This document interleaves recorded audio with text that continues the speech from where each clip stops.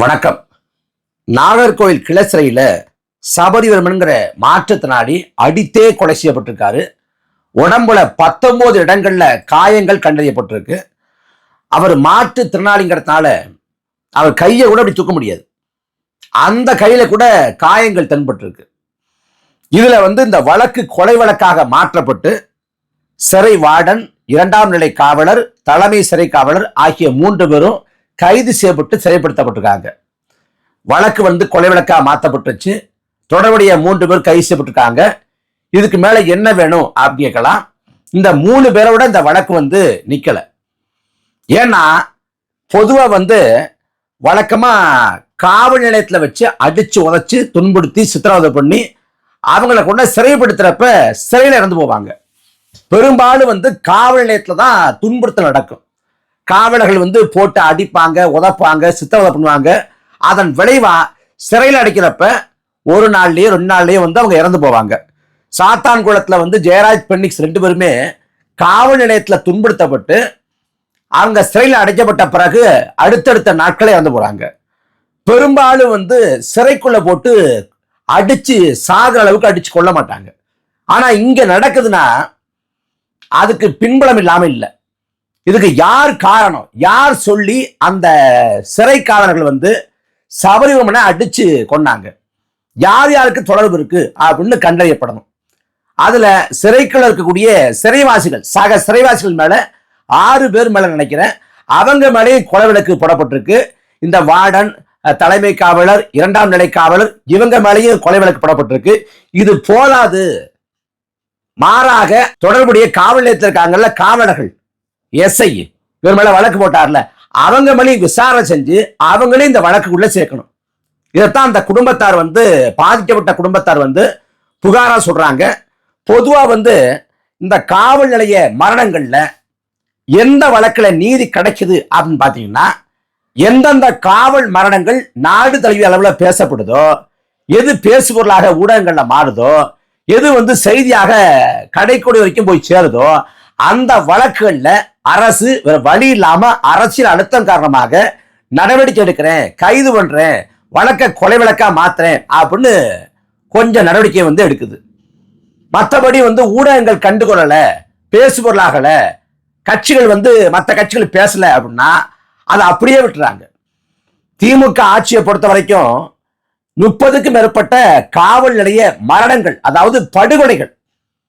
ஆனா நீதி கிடைச்சது என்னவோ 1 வழக்கு 2 வழக்குக்கு தான். ஏன்னா பாக்கியெல்லாம் பேசுபொருளாகல, செய்தியாகல, அதனால கண்டும் காணாம கடத்தி விட்டுருச்சு. அதிமுக ஆட்சியில சாத்தான்குளம் அந்த படுகொலை தொடக்கத்துல அதை மூடி மறைக்க எடப்பாடி பழனிசாமி முயற்சி பண்ணாரு. பிறகு அரசியல் அழுத்தம் வந்த பிறகு, சமூக ஊடகங்கள்ல பேசுபொருளான பிறகு, இந்தியா தழுவிய அளவுல ராகுல் காந்தி வரைக்கும் அதை பேசின பிறகு வேற வழி இல்லாம தொடர்புடைய காவலர்கள் மேல கொலை வழக்கு போடப்படுது. அதே போல திமுக ஆட்சியில 30க்கும் மேற்பட்ட காவல் நிலைய மரணங்கள், அதோட நிலை தாவே காட்சியிலும் தொடருது. பொதுவா அந்த காவல்துறைன்னு இருக்குல்ல, காவல்துறை மக்களை காவல் காக்கிற படை என்று பொருள். காவல்துறைனா மக்களின் நண்பன் அப்படின்னு சொல்றாங்க. ஆனா மக்களுக்கு நண்பனாக காவல்துறை செயல்படுதா? காவல்துறை நண்பனாக மக்கள் கருதாங்களான்னா இல்ல.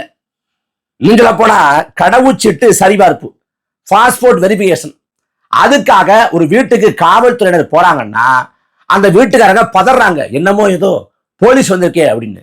ஏன்னா காவல்துறைங்கிறது மக்கள்கிட்ட அவ்வளவு அந்நியப்பட்டுருச்சு.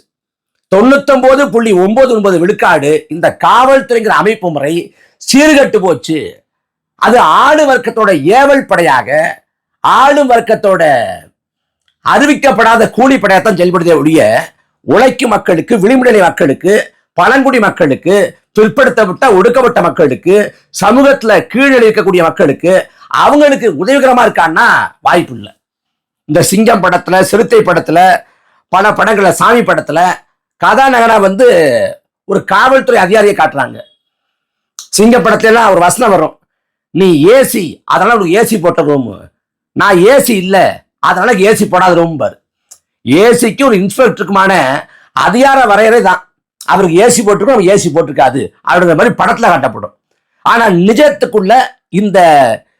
நிஜத்துல இந்த அமைப்புக்குள்ள ஒரு காவல்துறை அதிகாரி கதாநாயகனாக இருக்கவே முடியாது. ஏன்னா அவனுக்கு ஒபேத ஆர்டர் தான், எல்லாம் ஒபேத ஆர்டர் தான். அப்ப இந்த காவல்துறைங்கிற அமைப்பு முறை முழுக்க முழுக்க சீர்கெட்டு போச்சு. அப்ப அதை மறு சீர்திருத்தத்துக்கு உட்படுத்தணும் அப்படின்னு நாம் தமிழர் கட்சி முன்மொழியுது. நாம் தமிழர் கட்சியோட ஆட்சியின் செயல்பாட்டு அறிவுல காவல்துறையோட உடை நிறத்தை கூட மாத்துவோம் அப்படின்னு சொன்னோம். ஆனா திமுக அதிமுக ஆட்சி காலத்துல காவல்துறை எவ்வாறு இருந்ததோ அதே போலதான் தாவேக ஆட்சியில் இருக்கு. ஒரு ஆள் கைலி கட்டிக்கிட்டு போறாரு அப்படின்னா காவல்துறை அதிகாரி எடுத்து எடுப்புல வாடா போடாம்பார். அதை இன் பண்ணிக்கிட்டு அப்படியே போறாருன்னா வாங்க சாரும்பார். இப்படி காவல்துறையோட அணுகுமுறையிலே மாறுபாடு இருக்கு. ஏழை எளிய மக்கள் அப்படின்னா ஒரு மாதிரி நடத்துறது, ஒரு பணக்காரன் அரசியல் பின்புல கொண்டவன்னா அவனை ஒரு மாதிரி நடத்துறது. இப்படி காவல்துறை எடுத்தெடுப்புல யார வேணாலும் வாடா போடான்னு பேசலாம், யார வேணாலும் அடிக்கலாம், யார வேணாலும் உதைக்கலாம். பொய் வழக்கு போட்டு சிறைப்படுத்தினா கூட அது பொய் வழக்கு அப்படின்னு அவன் நிரூபிச்சு வெளில வந்தா கூட பொய் வழக்கு போட்ட காவல்துறையினர் மீது நடவடிக்கை எடுக்க எந்த சட்டமும் இல்லை. அமைப்பு முறை இருக்கு. இதுல காவல்துறை பாத்ரூம்ல வலிச்சு விழுந்தாரு அப்படின்னு சொல்லிட்டு காவல்துறையே கையை முறிக்கும், காலை உடைக்கும். இது ஊடகத்துக்கு தெரியும், காவல் நீதிபதிக்கு தெரியும், உலகத்துக்கு தெரியும், எல்லாருக்கும் தெரியும். ஆனாலும் பாத்ரூம்ல வலிச்சு விழுந்தாங்க அப்படிங்கிற செய்தியை அப்படியே கண்டும் காணாம கடந்து போயிட்டோம். அதாவது காவல்துறை நினைச்சா யாரு கையையும் யாரு காலையும் உடைச்சு பாத்ரூம்ல வடிச்சு விழுந்தாங்கன்னு ஒரு பொய்யான ஒரு காரணத்தை சொல்லி அதை கடத்தி விடலாம். அதே போல தப்பிக்க பார்த்தாங்க அப்படின்னு சொல்லிட்டு தப்பிக்க பார்க்கறப்ப என்ன சுட முயற்சி பண்ணா அதனால நாங்க சுட்டோம் அப்படின்னு யார வேணாலும் என்கவுண்டர்ங்கிற பேர்ல சுட்டு கொள்ளலாம். அது இந்த நாட்டில் மிக இயல்பாக மாற்றப்பட்டு விட்டது. அப்ப இந்த காவல்துறைங்கிற அமைப்பு முறையே மறு ஆய்வுக்கு உட்படுத்தப்படணுங்கிறதா அடிப்படையானது. இதுல இந்த காவல் நிலைய படுகொலை அப்படின்னா முதல்ல கண்டிக்கணும். ஏன்னா இன்னைக்கு தமிழ்நாட்டின் முதலமைச்சரா விஜய் இருக்காரு. கடந்த ஆட்சி காலத்துல திமுக ஆட்சி காலத்துல அஜித்குமார்ங்கிற தம்பி திருபுவனம் அருகே அடித்து கொலை செய்யப்பட்டார். நாடே பேசிச்சு. பிறகு தொடர்புடைய குற்றவாளிகள் கைது செய்யப்பட்டாங்க. திமுகவோட ஆட்சி காலத்துல விஜய் நடத்திய போராட்டங்கள் எத்தனை, ஆளும் திமுகவுக்கு எதிராக அன்றைக்கு விஜய் நடத்திய போராட்டங்கள் எத்தனை அப்படின்னு தேடி பார்த்தீங்கன்னா ஒரே ஒரு போராட்டம் 45 நிமிஷத்துக்கு. அதுல விஜய் ஒரு 4 நிமிஷம் பேசினாப்புல. அந்த போராட்டங்கிறது தம்பி அஜித்குமாரோட காவல் நிலைய மரணத்துக்கு எதிராக. அன்னைக்கு ஐயா ஸ்டாலின் போய் பாதிக்கப்பட்ட குடும்பத்தார்ட்ட அலைபேசியில சாரிமா அப்படின்னாரு. அதாவது அந்த மரணத்துக்கு பொறுப்பேற்கிறேன், என்ன மன்னிச்சுக்குங்க, நடக்கக்கூடாது நடந்து போச்சு, இனிமே நடக்காது அப்படின்னு சொன்னார். ஆனா அதுக்கும் பிறகும் கூட காவல் நிலைய மரணங்கள் நிகழ்ந்துச்சு. அப்படி நிகழ்ந்த பிறகு யாருக்கும் அவர் சாரி சொல்லல.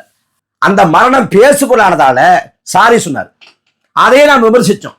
30க்கும் மேற்பட்ட காவல் நிலைய மரணங்கள் நடந்திருக்கு, அதுக்கெல்லாம் நீங்க வாய் திறக்கலையே, அதுக்கெல்லாம் தார்மீக பொறுப்பேற்கலையே, இதுக்கு மட்டும் ஏன் சொல்றீங்க, என்ன பேசுபொருள் ஆச்சுங்கிறதுனால நாடகம் போடுறீங்க அப்படின்னு நாம கண்டிச்சோம்.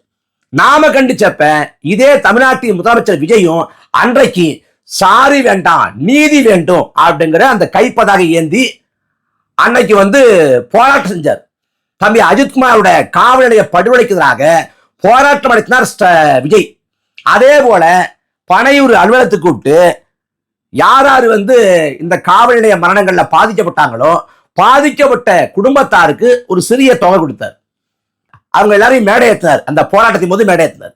இப்படி கடந்த ஆட்சி காலத்துல காவல் நிலைய மரணத்துக்கு எதிராக தாவேகா பேசி இருக்கிறது. அதுல தாவேகாவோட தேர்தல் அறிக்கையில் இருக்கு. அந்த புத்தகத்துல ஒரு மாநிலத்தில் நடக்கும் ஒவ்வொரு காவல் படுகொலையும் அந்த மாநிலத்தை நிர்வகிக்கும் அரசின் தோல்வியை காட்டுகிறது. ஒரு மாநிலத்தில் நடக்கக்கூடிய ஒவ்வொரு காவல் படுகொலையும் அந்த மாநிலத்தை நிர்வகிக்கக்கூடிய அரசின் தோல்வியை காட்டுகிறது அப்படிங்கிறது. நமது தாவேகாவின் ஆட்சியில் திமுகவின் ஆட்சியில் நடத்தப்பட்ட காவல் மரணங்களால் பாதிக்கப்பட்ட குடும்பத்தினருக்கு நீதியை பெற்றுத்தர சுதந்திர விசாரணை மேற்கொள்ளப்படும். இத்தகைய கொடும் வன்முறையில் ஈடுபட்டவர்கள் அனைவர் மீதும் எந்தவித பாரபட்சமும் இன்றி கடும் நடவடிக்கை எடுக்கப்படும் அப்படின்னு தாவேகாவோட தேர்தல் அறிக்கையில குறிப்பிடப்பட்டிருக்கு. அதாவது ஒரு காவல் மரணம் நடக்குதுன்னா அது அரசின் தோல்வி அப்படின்னு தாவேகாவோட தேர்தல் அறிக்கை குறிப்பிடுது. அது மட்டும் இல்லாம திமுக ஆட்சியில முந்தைய திமுக ஆட்சியில பாதிக்கப்பட்ட குடும்பத்தாருக்கும் நாங்க விசாரணை பண்ணி பாரபட்சம் இல்லாத விசாரணை பண்ணி நாங்க நீதியை பெற்று தருவோம் அப்படின்னு தாவேகா தேர்தல் வாக்குறுதி சொல்லிச்சு.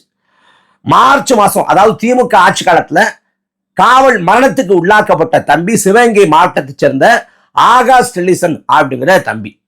அந்த ஆகாஷ் டெல்லிசன் ஒரு வழக்கில் கைது செய்யப்படுறாரு. கைது செய்யப்பட்டு அடித்து துன்புறுத்தப்பட்டதுல இறந்து போறாரு. அந்த ஆகாஷ் டெல்லிசன் இருக்காருல, அவர் உடம்ப வாங்காம 3 மாதத்துக்கு மேலாக அவங்களோட குடும்பத்தார் பெற்றோர்கள்லாம் சட்ட போராட்டம் நடத்தினாங்க.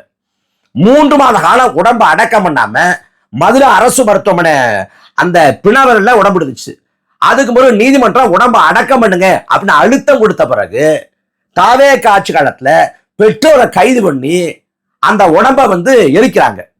இதுல தாவேக ஆட்சியில நினைச்சிருந்தா யார் யார் தொடர்புடைய குற்றவாளிகளோ எந்தெந்த காவலர்கள் குற்றம் அளித்தார்களோ அவங்கள கைது பண்ணிருக்கலாம்.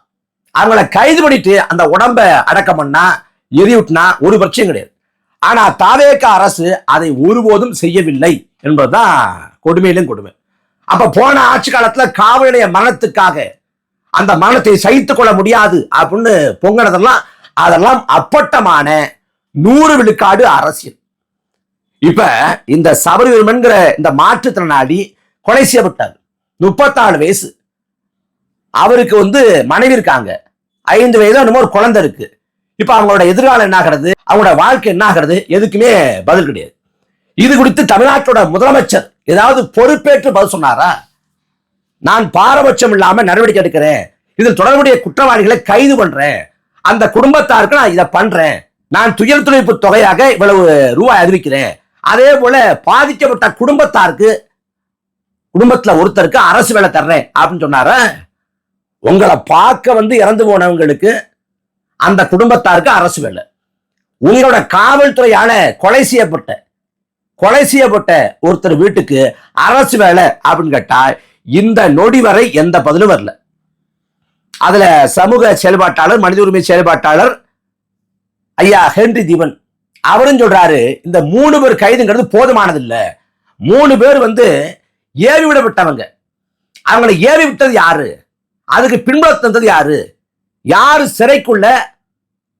சிறைக்குள்ள அந்த சபரிவர்மனை அடிக்க சொன்னது அப்படிங்கிறது தெரியல. அப்ப அதுல இந்த காவல் நிலையத்தில் இருக்கக்கூடிய காவலர்களுக்கு தொடர்பு இருக்கலாம் என்று சொல்லப்படுது. அப்ப அவங்களையும் இந்த வழக்கின் விசாரணைக்குள் கொண்டு வரணும். அவங்க மணியும் முதல் தகவல் அறிக்கை எஃப்ஐஆர் போடப்படணும். அவங்களையும் கைது பண்ணணும், சிறைப்படுத்தணுங்கிறதா முதன்மையான கோரிக்கை. அப்ப அதை செய்யல. பாதிக்கப்பட்ட குடும்பத்தாருக்கு முதலமைச்சர் விஜய் தார்மீக பொறுப்பேற்று ஆறுதல் சொல்லல. இது வரைக்கும் ஆறுதல் சொல்லல.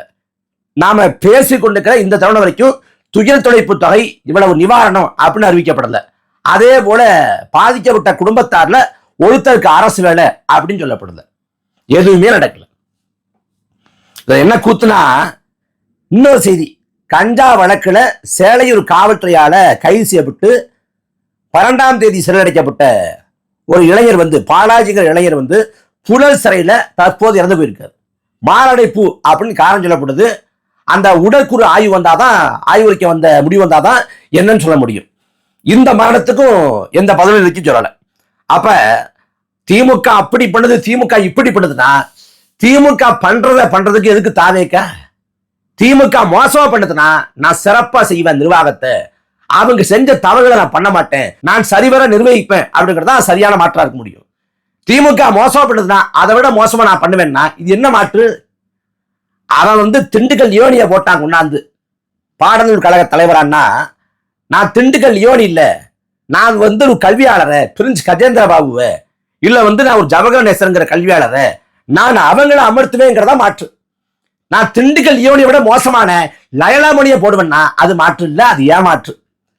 திமுக ஆட்சியில் காவல் நிலைய மரணங்களுக்கு அவங்க முதலமைச்சர் கவனிக்கப்படுற மரணங்கள்ல மட்டும் எதிர்வினை ஆற்றுவாரு, பதில் சொல்வாருன்னா, தாவே காட்சியில அந்த கவனிக்கப்படுற காவல் நிலைய மரணங்களுக்கு கூட வாய் திறக்காம இருக்காரு விஜய். ஸ்டாலின் மோசமா பண்ணார்னா நான் சரியா பண்ணுவேன் அப்படின்னு விஜய் பண்ணணும். ஸ்டாலின் மோசமா பண்ணார்னா விஜய் அதை விட மோசமா பண்றாரு. அப்ப இது எப்படி மாற்றமா இருக்க முடியும்? இது மாற்றம் இல்ல, கேடுகட்ட நாற்றம்.